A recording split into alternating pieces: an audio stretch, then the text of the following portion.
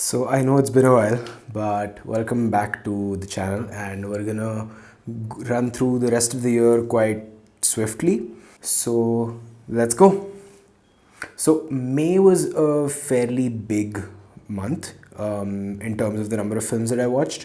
So the first film was Boyhood from 2014. It's a Richard Linklater film. It's one of my favorite films of all time, and it captures the story. It's basically a coming of age story, and it follows a boy over a 12-year period, I think. And the interesting part is that the film was shot over 12 years. So every summer, I think they would meet for a month, shoot, then come back the next year, and they would do that for 12 years. Also, it has a really good soundtrack, which is a bonus. Next was a sort of marathon that I did of the Cornetto Trilogy by Edgar Wright. Again, Edgar Wright is one of my favorite filmmakers, so I really love all of these films a lot. So the first is Shaun of the Dead, which is a zombie apocalypse, and what the characters do here is extremely funny. The writing is really just very, very clever, and it has a lot of Edgar Wright flair, which is always fun to watch. Next is Hot Fuzz. This also features Nick Frost and Simon Pegg, and this is also really funny. Simon Pegg's character in this film is really interesting because he takes himself really seriously, and that straight man character really works well with the absurdity of his surroundings. It has some really memorable performances by other characters as well, and I think again the story is really interesting. It's again very cleverly written, and it has a lot of subtext that you can delve into as much as you want. The third film in the Cornetto trilogy is The World's End, and this film is about the end of the world, and there's an alien invasion. This is also very violent, but it's very absurd in its violence, and it has it has really good. So the thing about Edgar Wright is he uses music and editing really well, and this is sort of seen in his masterpiece Baby Driver. But in these films you can see how well he uses rhythm and editing, and how he uses a lot of the elements of cinema to tell a story, and it's funnier because of how well things are edited together. And there's a video by Every Frame a Painting, I think, which compares a scene from The World's End to a regular American sort of comedy film, and you can see how Edgar Wright manages to tell a story more effectively, and it's really funny. All of these films are also extremely funny. So after that, I watched Paddington. So Paddington is also one of my favorite films, and it's just something that you can watch anytime, and you can be of any age, from any background, and it really works. I have a lot of points noted about the film, and I'm hoping to make a video just about the Paddington films because they are incredibly well written. They are incredibly smart in their writing. The characters are really well made. The story is just incredibly well told, and you would not imagine a film about a talking bear who comes to London, to a children's film essentially, to have so much subtext, and to have so many different things to say about the world. And I think it does a really good job of all of that. Also, it has really iconic performances from a lot of really amazing actors.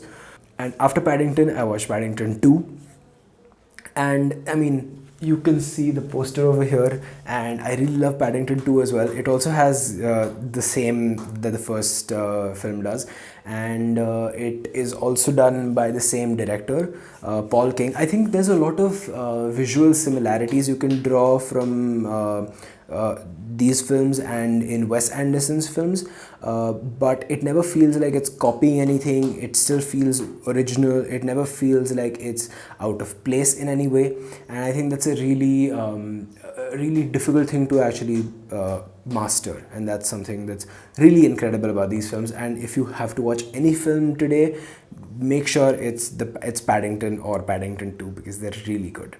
Next, I watched Interstellar. Now, this is one of Christopher Nolan's most famous films, and it's a good film. So, I remember when I went to watch this film for the first time, I saw a review about the film the day before it released, and I was interested. At that point, I had only watched the Dark Knight films, so I was not a very like I was not completely drawn into the world of Christopher Nolan, and I was not as obsessed with him. But I heard about the film and I was like, okay, yeah, it's a science fiction film, so I might go and watch it. And it blew me away. But the more time I spent going into the depths of it, I found a lot more flaws. But this time I watched it after a long time. I think the movie came out in 2014-ish, to 2014 or 15. So now these things, like now it has created a lot of memes. It has become a part of popular culture, and it has become a sort of a landmark in cinema of the last decade or so, because of, you know, it just has so many things that it does originally, but it also pays homage to a lot of other films of the genre. And I think it has incredible music. And this time what I was blown away by, because I have been delving more into the science part of things, and I realized that Interstellar has managed to capture things really brilliantly. Like, if you remember, a few months ago, there was a huge thing in the news about how scientists had managed to take a picture of a black hole. And like, there's a really nice video by Veritasium on YouTube where he explains what that picture represents in terms of scientific achievement. And there's a video just before that, I think, where he was sort of predicting how things are going to be. And remember, these videos came out in 2019, like it was just fairly recently. But this film came out in 2014, and it managed to visualize and represent the image. Like, if you compare what they've shown in the film of the black hole versus the real pictures, it's basically the same. And it's incredible because they put a lot of effort into making sure that the science was correct. And it's really an incredible achievement, and it looks absolutely brilliant. Like, it was shot on IMAX cameras, and this is, I think, the first time that Christopher Nolan was working with a different cinematographer. Like, he was not working with his regular cinematographer, which is Wally Pfister.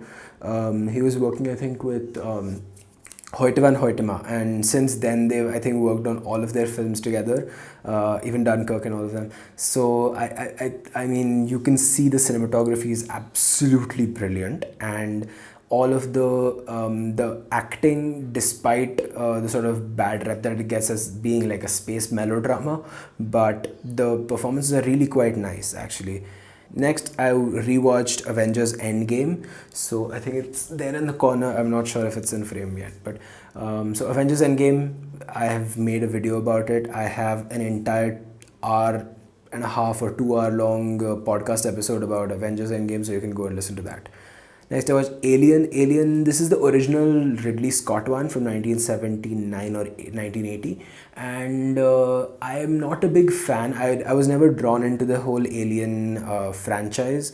The first film in the series that I watched was Prometheus, and that was probably not a very good entry point into that franchise. And Prometheus has a lot of flaws, but I think Alien is a decent film. It has some really good characters. Like, the character played by Sigourney Weaver is quite good, and you feel the terror in the characters when you're watching the film, but I didn't like it as much as some of the other films. Next, I watched Apollo 11, which is a documentary about the manned mission to the moon.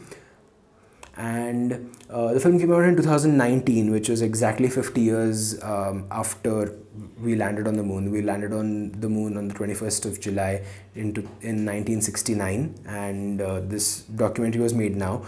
But it doesn't have any narration, it doesn't have any interviews with any people. It just uses a lot of the archival footage, and it uses a lot of unseen footage from before, and it's really incredible. It manages to tell the entire story very dramatically, but it never loses track of reality. It always keeps the facts in prime focus, and I think Apollo 11 is a really well-made documentary, and it's very unique in its perspective, and I think that's something you should also watch. Next, I watched Bhavesh Joshi Superhero, which is made by Vikramaditya Motwane, and it's a superhero film. It's in that genre of the vigilante films, and it does have a lot of parallels with some other films like Mard Ko Dard Nahi Hota that I reviewed in my previous video, and it is also quite similar to the Kick-Ass series. But you know, the way it is telling its story, I think it's a very well adapted film. Like it adapts the story of a vigilante superhero for the sort of urban Indian climate really well, and it manages to poke at some really important sort of socio-cultural, political subjects, and it does a good job of those things. It does falter in some respects, but it's still a film that is highly underrated for what it is. Though the main actor I'm not a big fan of, Harshavardhan, but the film is still a fairly good watch. Next, a film again about a vigilante, which is You Were Never Really Here. It's a film by Lynn Ramsey, who also made We Need to Talk About Kevin.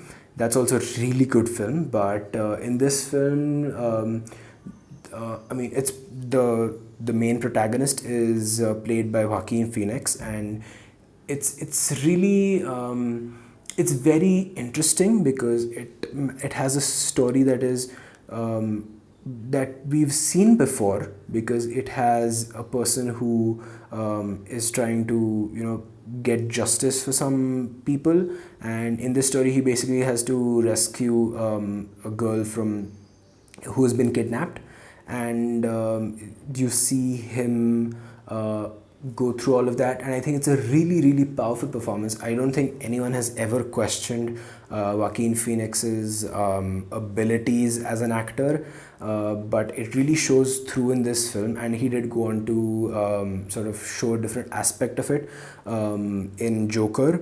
But I think this film, his acting is a little more subdued, and you know, his physicality is brought to the fore, but you know, just his restraint as an actor is shown in this film really well. And I mean, it's one of those films that just it goes under everyone's radar, but it's something that I feel like more people should watch. Next, I rewatched The Dark Knight, the 2008 film famous for Heath Ledger's performance as Joker, and I don't have a lot more to say about this film because it is a classic. It's like a landmark film for the superhero genre, and I think it does a good job. There's a lot of things that have been said about the film, and it has been analyzed a lot, so I'm not going to get into it so much. Next, Mary and Max. This is an animated film. It has a very unique style. It has a very sort of undersaturated, I think it's almost black and white, and it's a very good story. It's the story of an older man and a little girl who sort of send letters to each other, and it's quite interesting. It's very sort of heartwarming kind of a story, and again, a film that doesn't get a lot of appreciation.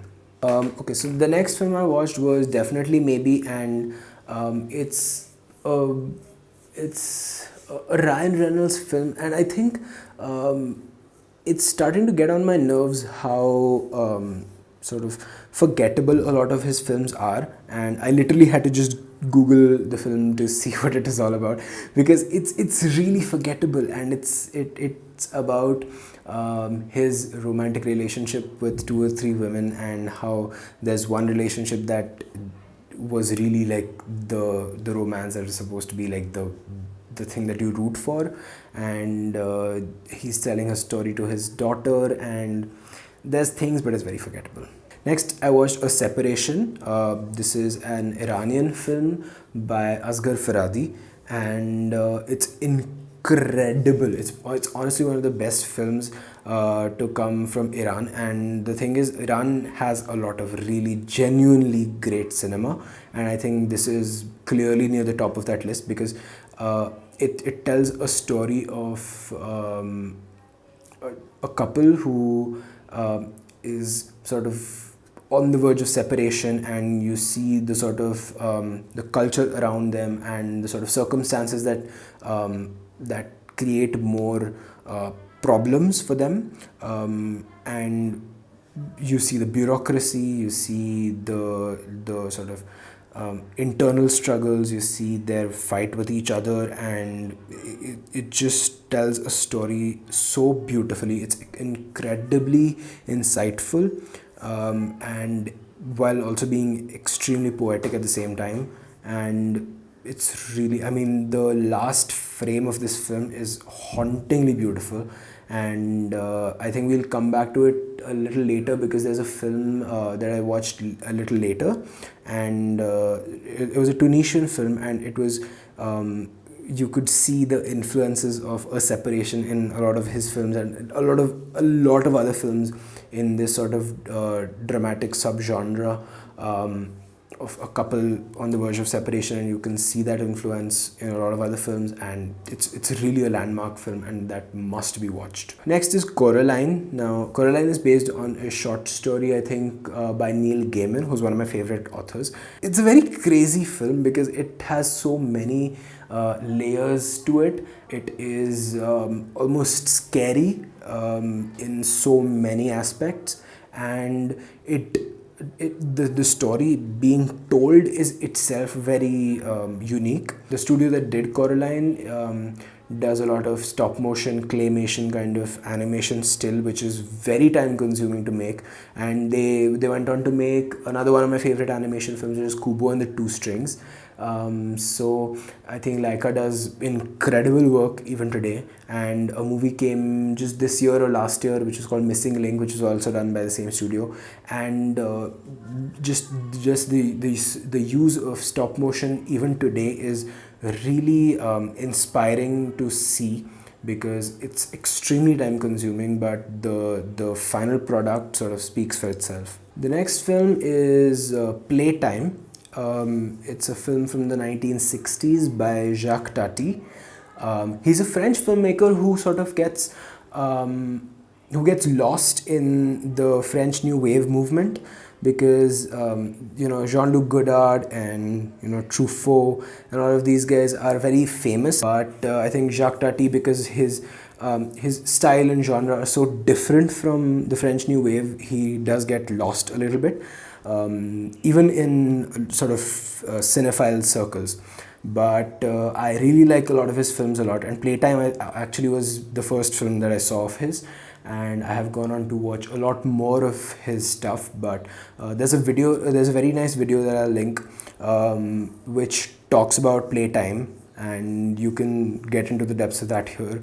But just know that it's a very layered comedy, and it is an interesting visual, sort of humorous story, and it does a really good job. I think Jacques Tati is one of the masters of visual comedy, and it's a film that you must really watch to appreciate it, and you must rewatch it a lot of times to really appreciate it a lot.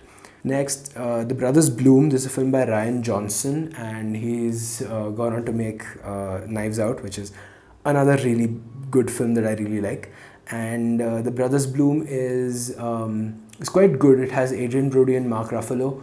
The acting is good. The story is decent. It's about conmen, and it's not honestly one of my favorites, but and there are plot points which are quite predictable. But I mean, I think it's just good enough to warrant a single watch. Next, American Beauty by Sam Mendes, which is another film that is just a landmark. And I've been saying that a lot, but there are these films like American Beauty stands as a film that was so unique in its storytelling. It still is. I mean, and Sam Mendes has gone on to make other good films, and I think American Beauty is really good. Next was The Sting. This is another conman film, and again, it's one of those films that is in those lists of films that you must watch, and that type. But I didn't resonate with the film a lot because it was very jarring in its storytelling, and it doesn't hold your interest as much as I would have wanted it to.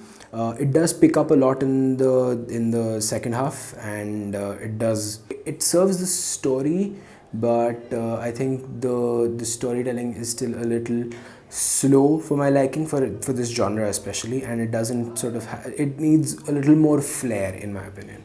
Next is Trainspotting. Now, this film I had tried watching before, but I could never get myself to complete because of the thick accents, because the story was a little unwieldy. But I powered through. One of my friends actually was reading the book that it's based on, and I decided to give it another go. So I started watching this film, and this time I just pulled through. I just stayed with it, and it has incredible performances. There are some scenes which are very difficult to watch, and you can only imagine how difficult it would be to actually perform them.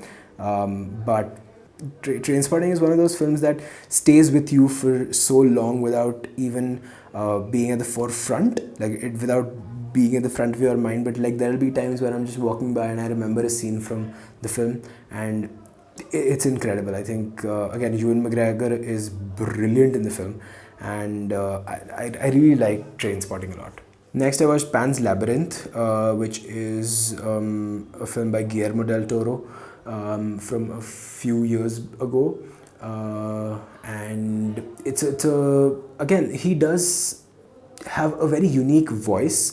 I think Guillermo del Toro is extremely famous for his use of sort of monsters and fantastical beasts in his films, and this film I think is the most flamboyant in its use of fantastical creatures.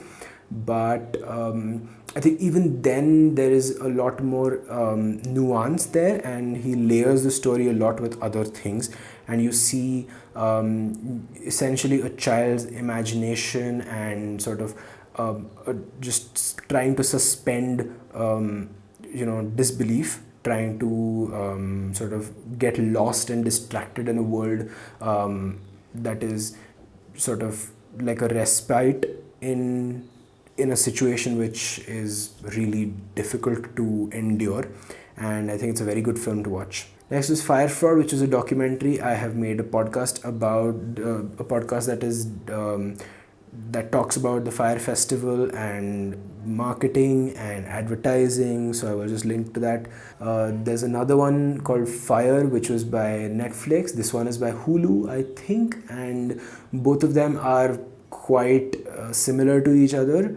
And I mean, the documentaries themselves are quite mediocre, but the cultural phenomenon that they talk about are quite interesting. So check out that podcast because we get into a lot of depth of that subject later. Then I rewatched Endgame again. Again, there's a separate podcast, and I have mentioned it before in my previous video. Butch Cassidy and the Sundance Kid. Now, this is one of my favorite. This is one of my favorite Western films, and it is like, the characters are so unique in this film as compared to other westerns, because it has these two characters, Butch Cassidy and the Sundance Kid, and played by Paul Newman and Robert Redford, and they are just so brilliant together, and there are so many scenes that have a lot of humor in them. There is so much levity in these films that is very difficult to see in a lot of sort of spaghetti westerns or in a lot of your regular westerns, because like, these characters just play so well off of each other that it's really fun to watch. And secondly, it's just a very nice film. I think Aaron Sorkin in his masterclass does a really nice breakdown of these films, of just the themes of this film, and you can see that just play out so well because the theme of these two basically train robbers who are being chased by a bunch of sort of sheriffs and people like that, and it's really fun to watch these people run away from their fate, and it's just a fun watch. It is extremely stylistic, it is quite funny, it is very iconic, and I think it's one of those films that just stays with you for a very long time, and I think it's one of those films that you definitely must watch once because you will continue to rewatch it a lot more times. Next, I watched Lord of the Rings: The Two Towers. Now, this is a film that I was dreading to watch because the first Lord of the Rings film I hadn't liked so much, and you can see my video on that. Like, I liked the first one, but I couldn't see why there was so much of a discussion about the film and why it was so important for cinema. But when I watched Two Towers, I think a lot of those reservations that I had with the trilogy were sort of taken away, and I was more invested. And again, I think the mistake that I did is that Lord of the Rings, the trilogy, all the three films are extremely long on their own, but the films that I had access to were the extended cuts. So these were like 4.5 hours long, but I just managed to watch them somehow. And The Two Towers, I think, is a really good film. It has very nice moments. It has sort of more scale than the first film has, and I think it makes a nice arc of the trilogy, and it sort of builds up really well.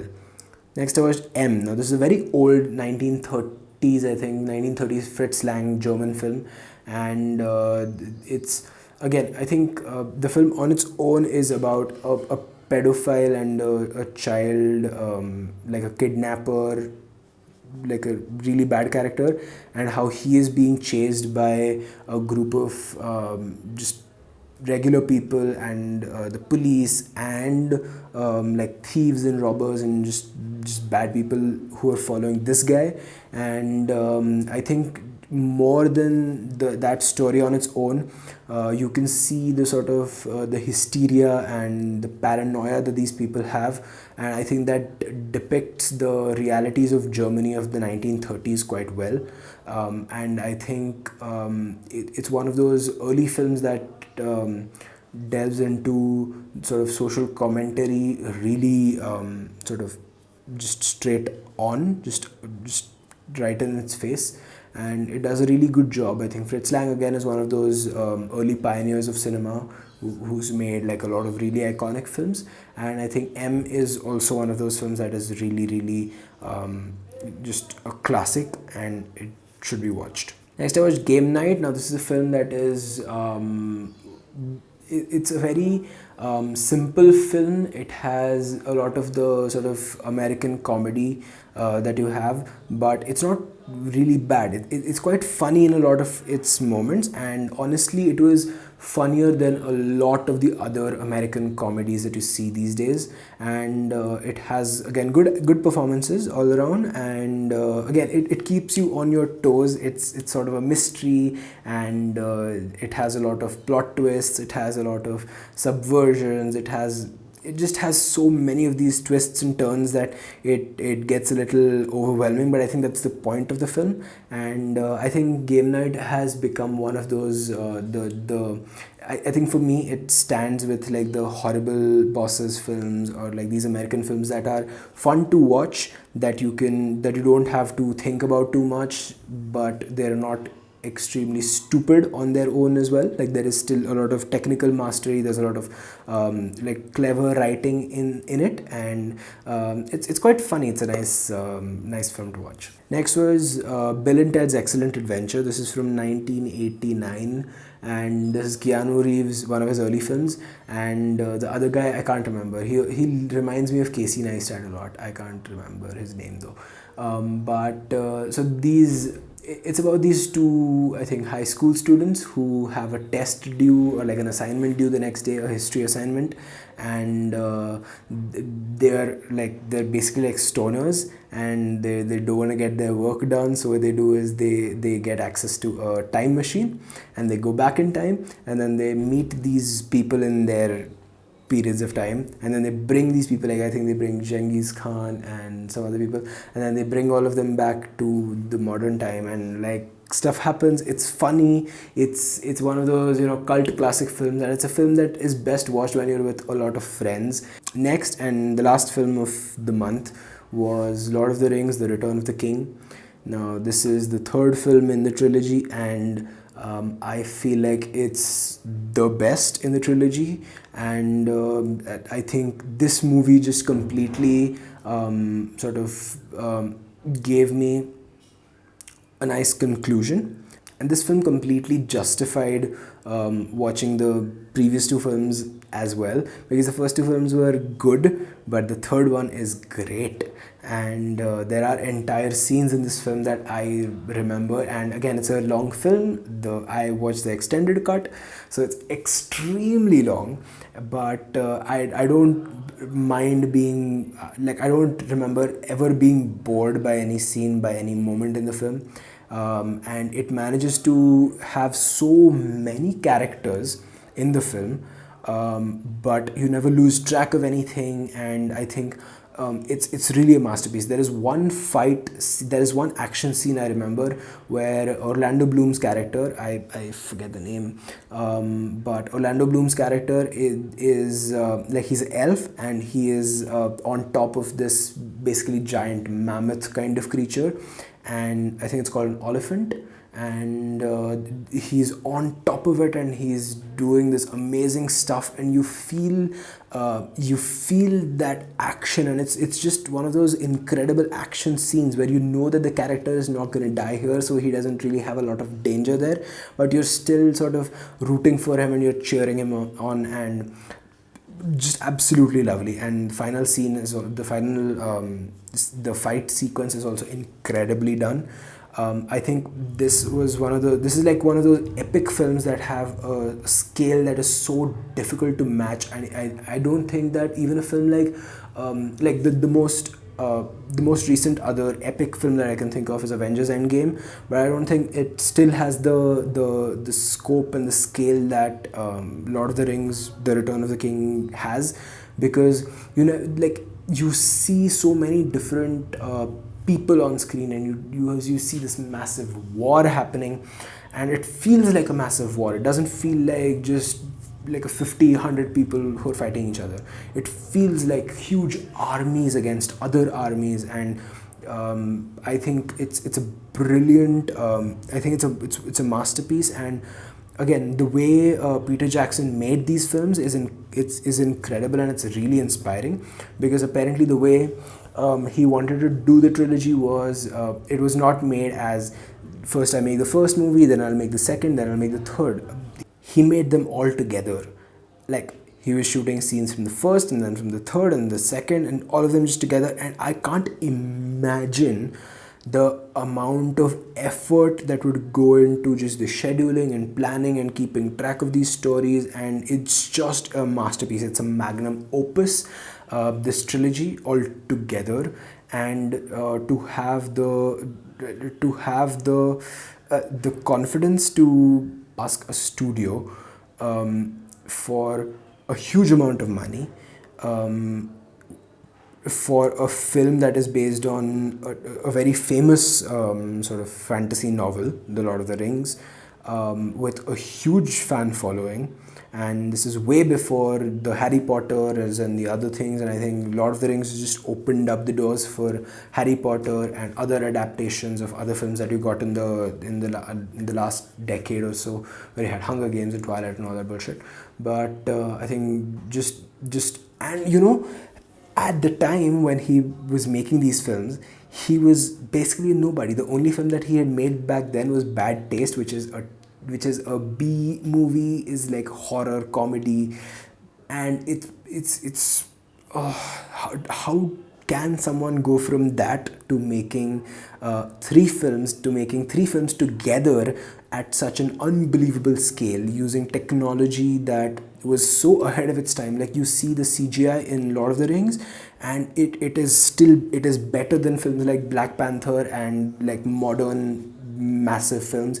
And it's just incredible. It just blows my mind every time I think about these films, because for someone to have the dedication to make something like this all at the same time, to have such a massive script together, to have such a huge cast together, and cast of like really iconic people, and to tell a story so well is and it just blows my mind. I mean, Peter Jackson, I think he just sort of showed just incredible confidence in himself, and he made these three films, all of which got like tons of awards and just tons of acclaim, and they're films that still stand to today, and they stand the test of time, and they're incredible. And I watched 31 films in May, which is incredible, and I'll see you in the next one.